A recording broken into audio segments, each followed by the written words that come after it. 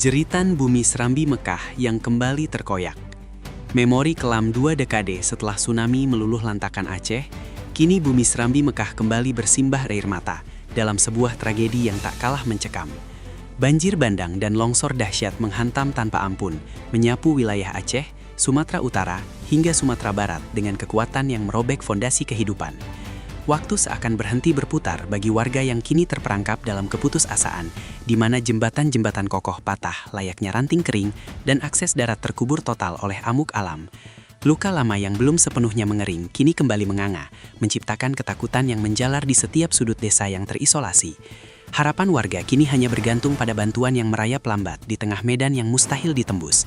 Sementara langit Sumatera terus mendung, seolah turut berduka atas penderitaan rakyat yang kembali diuji oleh kemarahan alam yang tak terduga. Paradoks kehancuran, mengapa banjir ini lebih kejam dari tsunami?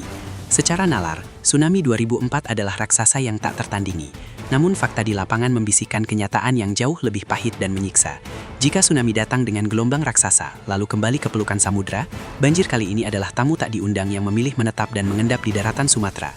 Air yang tak kunjung surut ini membawa kiriman lumpur pekat dan jutaan ton batang kayu raksasa yang berfungsi layaknya palu godam, menghancurkan setiap bangunan yang dilewatinya tanpa sisa. Kehancuran ini menciptakan isolasi absolut. Tim penyelamat tidak bisa masuk, dan warga tidak bisa keluar. Akibatnya, kematian datang bukan hanya melalui terjangan air, melainkan melalui proses yang sangat perlahan dan menyakitkan, yaitu kelaparan hebat di tengah kepungan air. Inilah alasan mengapa para penyintas menyebut tragedi ini jauh lebih mengerikan dibandingkan memori kelam masa lalu. Lumpur kematian dan fenomena bumi yang menelan peradaban warga. Pemandangan pasca banjir di berbagai wilayah Sumatera kini tampak seperti set film kiamat yang menjadi kenyataan pahit bagi para penduduk setempat. Desa-desa yang dulunya asri, rimbun, dan penuh tawa aktivitas warga, kini berubah menjadi padang lumpur yang mati dan sunyi, hanya menyisakan puing-puing kayu yang berserakan. Ada fenomena yang sangat mengerikan dan menggetarkan jiwa, di mana rekaman video memperlihatkan tanah seolah-olah hidup dan secara perlahan menelan kendaraan serta rumah-rumah warga hingga hilang dari pandangan. Tanah yang jenuh akan air berubah menjadi bubur mematikan yang menghisap harta benda dan kenangan orang-orang tanpa ampun. Para ahli dan relawan dibuat bingung dan terpaku, mempertanyakan bagaimana cara membersihkan timbunan tanah sedalam itu.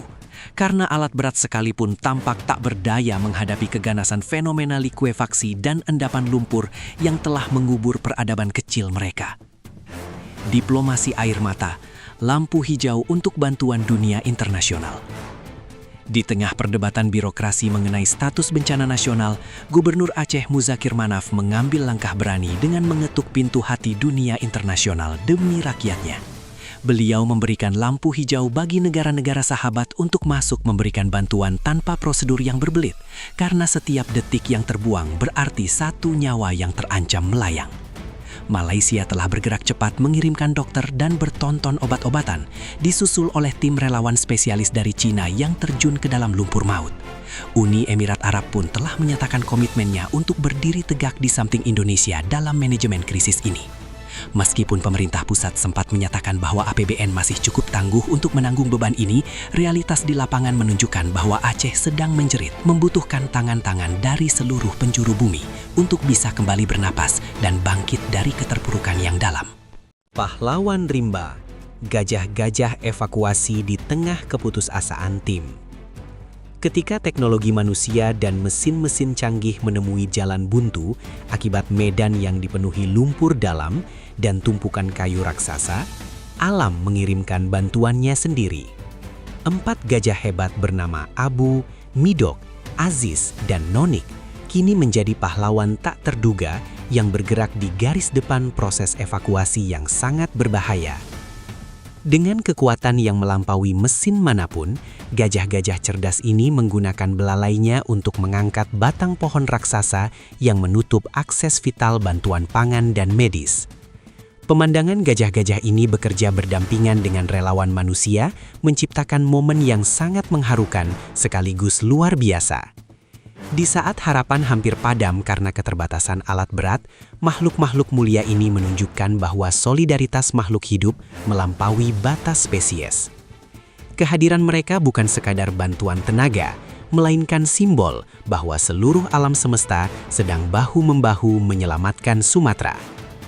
Angka yang menjadi nyawa, tragedi 1000 jiwa di bawah endapan statistik. Statistik bukan sekadar deretan angka dingin dalam bencana ini, melainkan representasi dari cinta, harapan, dan nyawa yang hilang secara tragis dalam sekejap mata. Hingga awal Desember, tercatat hampir 1000 jiwa telah melayang, dengan ratusan lainnya masih terkubur di bawah timbunan lumpur atau hanyut terbawa arus yang sangat deras. Setiap angka kematian membawa cerita pedih, seperti seorang ibu yang hanya bisa menangis histeris, menceritakan bagaimana buah hatinya terlepas dari genggaman dan hanyut di depan matanya sendiri. Ada pula ayah yang terduduk lesu melihat seluruh mata pencahariannya. Ratusan ternak yang ia rawat bertahun-tahun kini menjadi bangkai yang berserakan akibat terjangan air. Kehilangan ini bukan hanya soal materi, melainkan tentang kehancuran mental sebuah generasi yang harus menyaksikan segala sesuatu yang mereka cintai dirampas oleh alam dalam waktu yang sangat singkat dan begitu brutal. Ketegasan sang presiden, perintah tempur melawan kelambatan aparat.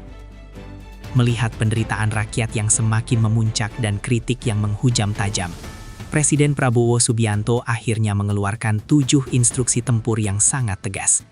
Beliau memerintahkan Panglima TNI dan Kapolri untuk mengerahkan seluruh kekuatan tanpa sisa guna memulihkan fasilitas umum dan akses pertanian yang lumpuh total. Tak hanya itu, kebijakan progresif diambil dengan menghapus utang kur bagi para petani yang hartanya telah habis ditelan bencana, demi memberi mereka nafas untuk memulai hidup baru nantinya.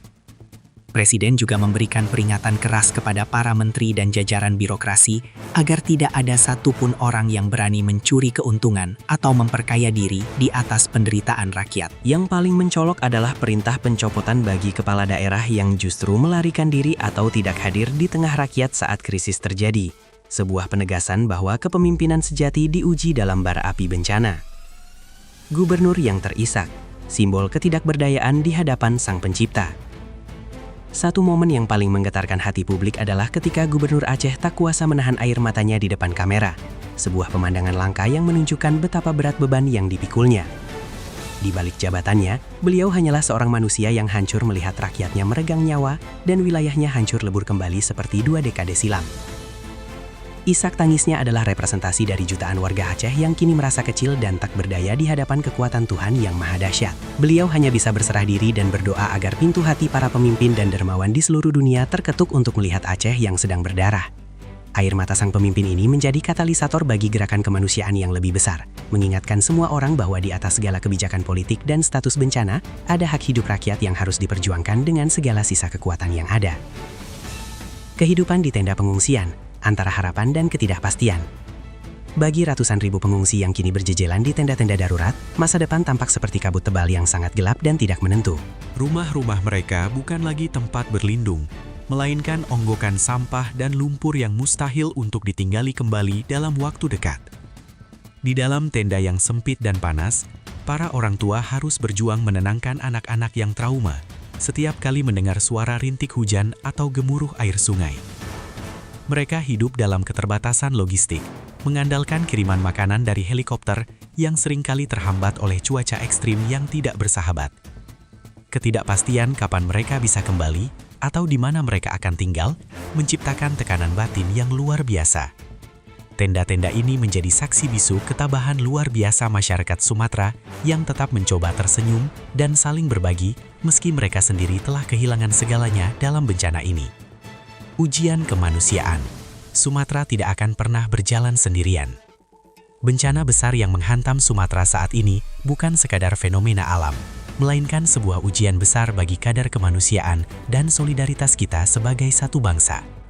Di titik paling rapuh ini, kita melihat betapa batasan wilayah dan perbedaan pandangan politik luruh digantikan oleh semangat kerjasama yang murni antara TNI, Polri, relawan, hingga bantuan internasional. Seluruh instrumen negara kini dikerahkan demi memastikan bahwa saudara-saudara kita di Aceh, Sumut, dan Sumbar tidak merasa ditinggalkan dalam kegelapan.